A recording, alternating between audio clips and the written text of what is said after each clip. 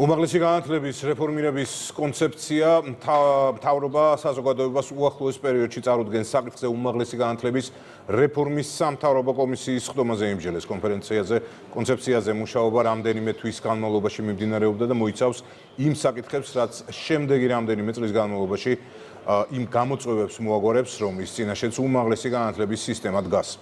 პრემიერ-მინისტრმა აღნიშნა, რომ კონცეფციის საფუძველზე შესაძლებელი იქნება შეიქმნას სისტემა, რომლის პირობებშიც ახალგაზრდები ევროპული ხარისხის უმაღლესი განათლების მიღებას საქართველოში შეძლებენ. განვიხილეთ უმაღლესი განათლების რეფორმირების კონცეფცია. ეს არის დოკუმენტი, რომელზეც რამდენიმე თვის განმავლობაში მიმდინარეობს მუშაობა.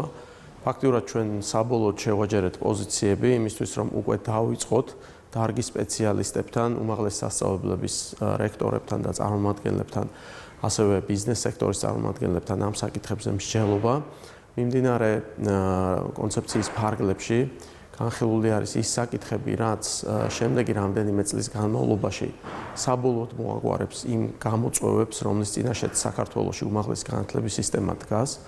მოახდენს მის ორიენტირებას და მის შესაბამისობას ბაზრის მოთხოვნებთან და რა თქმა უნდა ორიენტირებული იქნება ხარისხის გაზრდასთან, რაც დაკავშირებული არის აგრეთვე იმ სოციალური პაკეტების ღირსეულ უზრუნველყოფასთან აკადემიური პერსონალისთვის, რაც არსებითად მნიშვნელოვანი არის მაღალი ხარისხის უზრუნველსაყოფად სასწავლო პროცესში.